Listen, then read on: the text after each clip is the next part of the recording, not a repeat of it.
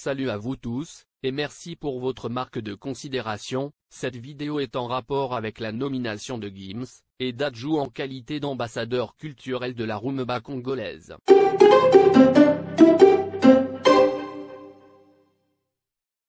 Nomination de Gims et Dadju, au titre d'ambassadeur culturel de la rumba congolaise par le président Félix Tshisekedi, les réactions fusent de toutes parts.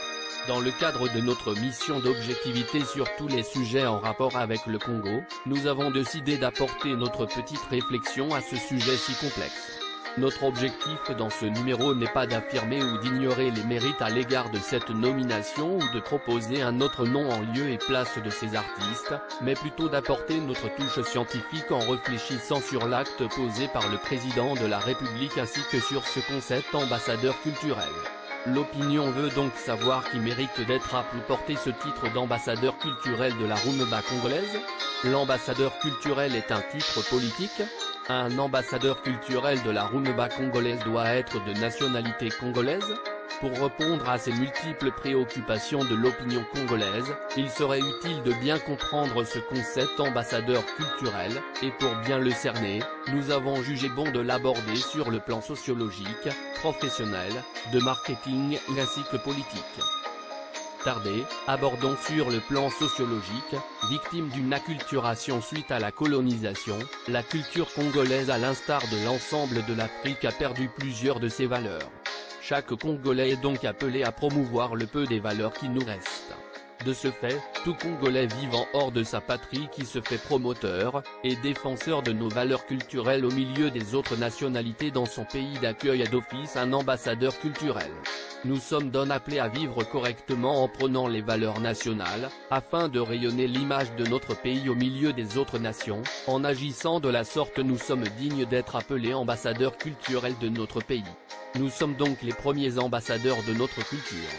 Sur le plan professionnel, à ce point, nous tenons à apaiser tous les musiciens qui par leur performance, leur expérience, savoir-faire, et leur mérite dans ce domaine croient avoir mérité ce titre en lieu et place de Gims et Dadju.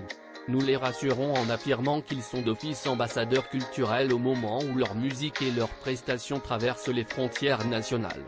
De ce fait, tout artiste d'art plastique dont les œuvres sont exposées à travers le monde, et tout musicien congolais de renommée internationale conscient de valoriser la culture congolaise dans leur musique, et dans leurs différentes prestations livrées dans différents pays à travers le monde sont d'office des ambassadeurs culturels, et ne doivent donc solliciter ou attendre une nomination quelconque pour se considérer comme tel. Il est à souligner, tout musicien congolais faisant le hip-hop, les musiques urbaines, et autres ne méritent pas d'être appelés ambassadeurs culturels, et moins encore ambassadeurs culturels de la rumba congolaise, du fait que les traits caractéristiques de la culture congolaise dans la musique s'avèrent être la danse et la langue. De ce fait, tout Congolais ou non-Congolais qui n'exhibe pas les pas de danse à la congolaise, et n'utilisant pas les langues congolaises dans ses chansons ne mérite pas d'être appelé ambassadeur culturel, et moins encore ambassadeur culturel de la rumba congolaise. En revanche, tout Congolais et non-Congolais faisant de la rumba congolaise son cheval de bataille, c'est-à-dire chantant en langue nationale congolaise, et dansant à la congolaise mérite de plein droit ce titre d'ambassadeur culturel de la rumba congolaise.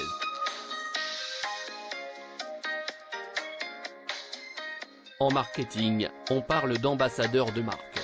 Dans le domaine de marketing d'influence, l'ambassadeur est avant tout un client, un fanatique, un supporter, ou un mélomane qui aime ou admire votre marque, produit, ou votre entreprise au point de l'exprimer vivement auprès de son réseau ou son entourage, et pourquoi pas son audience. Partant de cette définition, nous pouvons citer trois catégories d'ambassadeurs de marque. Le premier c'est le client, fanatique ou supporter naturel. Dans cette catégorie, on retrouve toutes les personnes qui parlent de manière complètement spontanée et naturelle de votre marque. Ils vous aiment et souhaitent faire votre promotion auprès de leur cercle de connaissances, et ce, sans rien vous demander en retour. En exemple, nous citerons tous les mécènes qui mettent leur budget pour organiser de spectacles, conférences, etc., qui dans l'ensemble assurent la promotion de votre marque, et aussi les grandes personnalités telles que les présidents de la République d'un pays quelconque qui organise de soirées privées et invite un artiste presté, est naturellement l'ambassadeur de cette marque, et enfin tous les fanatiques qui discutent le long de la journée, débattent dans l'objectif de dissuader ou de convaincre l'opinion à accepter, et aimer votre marque, est valablement votre ambassadeur de marque naturelle. Dans la deuxième catégorie, on retrouve les ambassadeurs recrutés parmi vos clients dans le cadre d'opérations spéciales et définies. Ils sont plus ou moins rémunérés par la marque en échange d'une promotion active. Ils sont recrutés, en échange de contreparties financières ou non, pour atteindre un objectif précis auprès de votre cible. En exemple, nous citerons de figures très connues de notre milieu musical, telles que Sankara pour le service qu'il rend au quotidien aux côtés de Werason, et Mosaka pour le compte de JB Piana. Pour ne citer que ces deux-là, ce sont les vrais ambassadeurs de marque de ces artistes. Dans la troisième catégorie, nous retrouvons les égéries et influenceurs. Dans cette catégorie, nous pouvons citer le youtubeur, célébrité, influenceur ou expert reconnu dans leur domaine d'activité. L'égérie est recrutée de manière ponctuelle pour vous représenter sur le web, notamment en partageant un contenu mettant en avant votre marque. Elle est clairement rémunérée pour sa notoriété dans le cadre de contrats publicitaires. En exemple, je peux citer les émissions, ou des stars sponsorisées, et parlant d'experts, je citerai l'exemple d'un médecin qui vous parle de la qualité d'un médicament quelconque.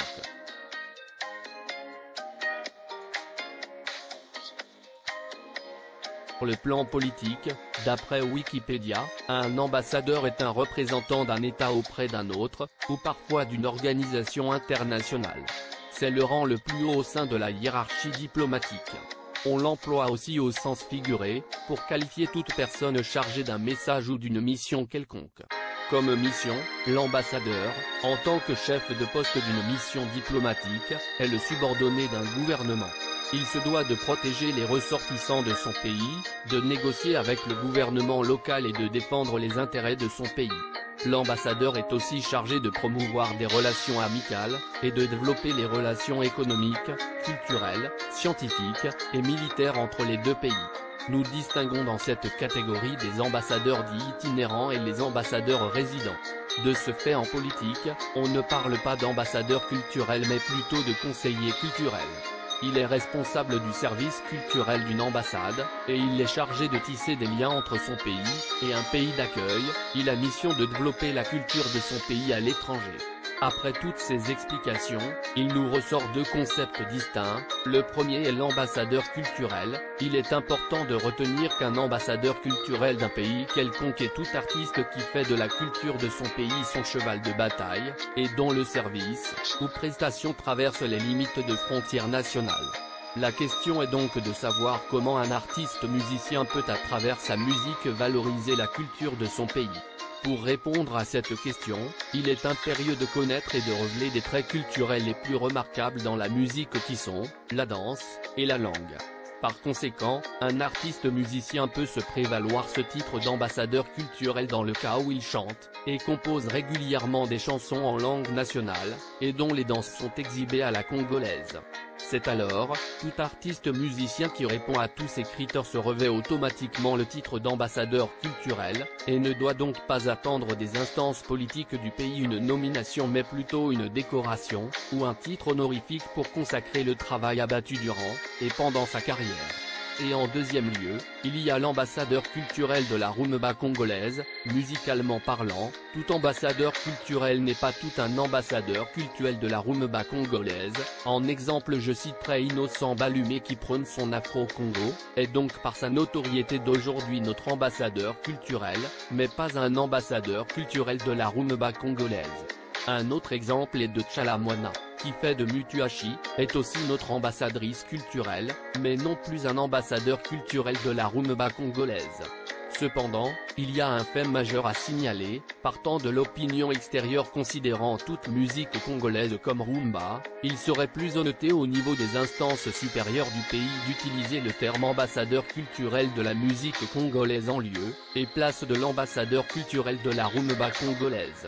Au vu de ces éléments, doit-on considérer valable et objective cette nomination connaissant le genre de musique et la langue exploitée par nos deux artistes? Doit-on espérer voir dans le futur Gims et Dadju faire la promotion de la culture congolaise dans leurs chansons, ou encore pour le cas Gims, s'il a finalement décidé de tourner la page sur la quête de la nationalité française?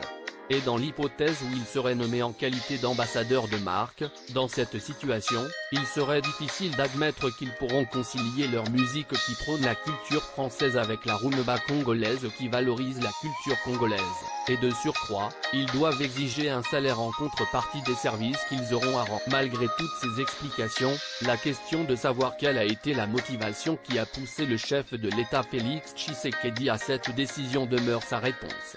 N'est-ce pas obscur? Nous voici à la fin de notre dissertation, telle a été notre opinion à ce sujet. Si vous avez des suggestions à y mettre, please les mentionner aux commentaires, sinon aimez, partagez, abonnez-vous et faites abonner les autres. À bientôt.